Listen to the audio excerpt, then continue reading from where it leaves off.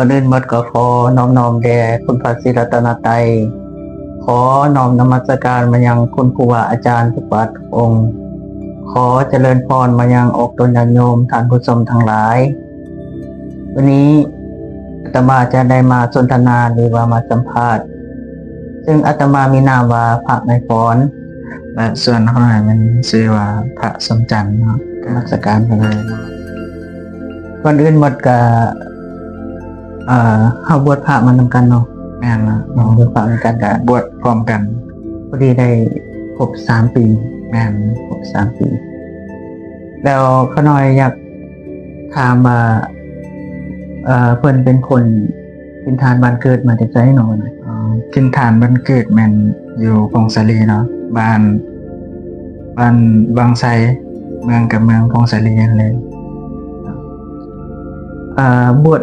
เพิ่นบวชนี่บวชตั้งแต่ยังน้อยหรือบ่หรือว่ามาบวชอยู่เวียงหรือบ่บ้านคันแม่นเริ่มต้นกันบวชก็ย้อนไปในอดีตเนาะก็เริ่มบวชแต่ตอนเรียนป.3 จะเข้าป.4 นะแต่ว่าได้อายุได้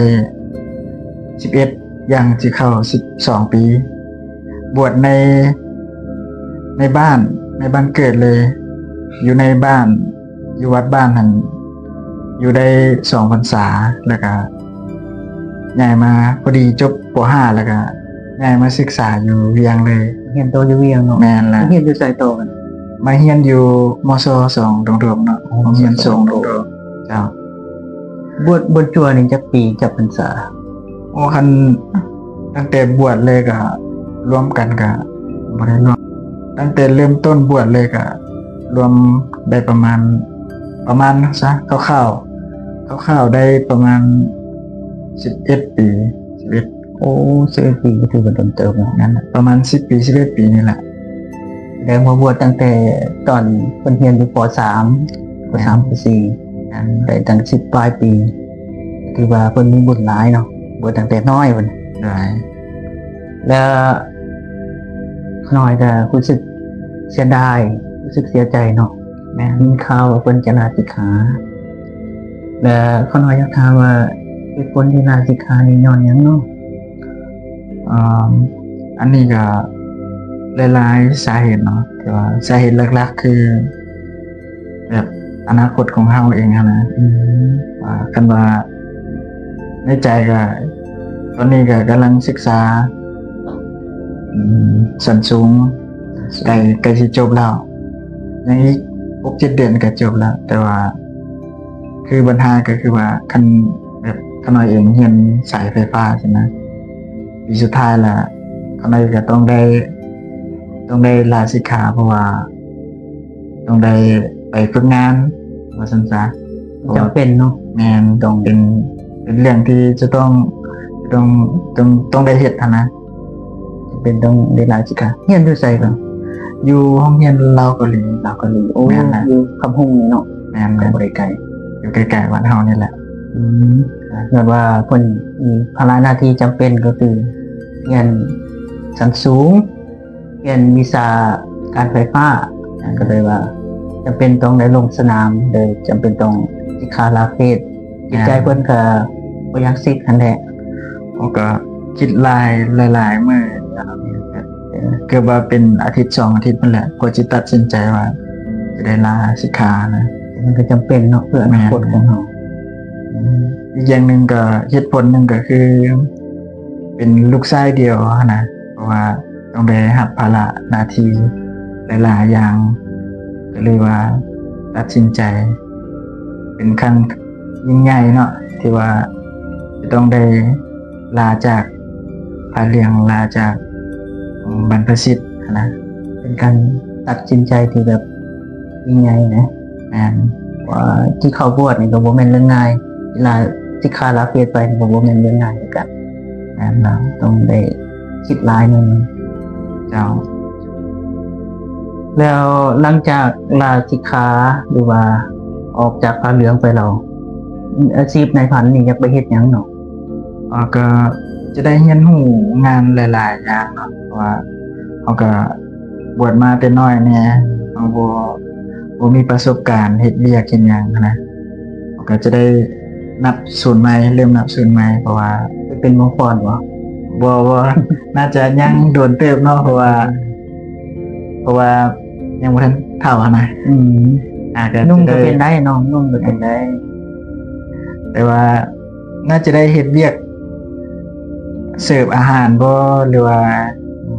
เฮ็ดเวียกหลายๆว่าจิลงผิดลงถูกหลายๆงานเบิ่ง แต่หลายอย่าง ศึกษ หาประสบการณ์ไปก่อน แม่นเพื่อให้เฮามีบทเรียนเพื่อให้เฮามีประสบการณ์นั่นแหละ อืมต้องหาประสบการณ์ทางนอกตื่นเพราะว่าเราบวชมาแต่น้อยก็เลย มีแต่เห็นหูแต่ภายในสังคมภายนอกก็ยังบ่ทันมีประสบการณ์หลาย ต้องได้ไปเฮ็ดหลายๆอาชีพลองผิดลองถูกไปที่เพิ่นบ้านเนาะ แล้วบวชพระเด้ได้จากพรรษา3พรรษาเนาะ แม่นเพราะว่าเฮาบวชพร้อมกันเลยเด้3พอดีได้3พรรษาแล้ว รวมกันนี่เป็นทั้งหมดจากพรรษาทั้งตัวทั้งพระ โอ้ก็13 ปีพุ่นนะ13 ปีสิเข้า14 ปีพุ่นนะ 13ปีก็ มันโดนจน ก็คือว่าบวชมาได้รวมทั้งหมด11ปีเนาะ แม่น อ๋อ เฉพาะจัว อ๋อ คันรวมทั้งพระก็เป็น13-14 ปี แล้วก็คือว่าบวชมาหลายปีเติมเนาะแล้วเขาน้อยอยากถามว่าในการบวชมาเกือบ13ปีเกือบ14ปีนะได้เรียนรู้หยังนี้จากการบวชเข้ามาในพระพุทธศาสนา อ๋อคันถามจากพวกนี้ก็มีหลายอย่างอยู่เนาะที่ว่าเราได้เรียนรู้ได้ความรู้แล้วก็ได้ศึกษา เพราะว่าการที่เรามาบวชมาศึกษาทำเฮียดก็มีโอกาสหลายกว่าคนทั่วๆไปเนาะเพราะว่าเราได้ศึกษาทั้งในแล้วก็ทั้งนอกพร้อมสินะก็เลยว่าเรียนรู้หลายๆอย่างอยู่เพราะว่าจะเป็นการดำรงชีวิตเพราะว่าจะเกี่ยวกับพุทธศาสนาเกี่ยวกับพุทธประวัติอย่างต่างๆ สำคัญในธรรมะเนาะ แม่นแหละ การเรียนรู้ธรรมะของพระพุทธเจ้า แม่น ซึ่งการสัมภาษณ์มหอดนี้การสนทนามหอดนี้ก็ถือว่าจบแก่เวลาที่สมควรขออวยพรใส่ให้ท่านผู้ชมที่มาบนคลิปนี้จงมีแต่ความสุขความเจริญจากการงานการเงินก็ขอให้ลื่นๆไหลๆอีสุขอนามัยอายุวันนะสุขภาพ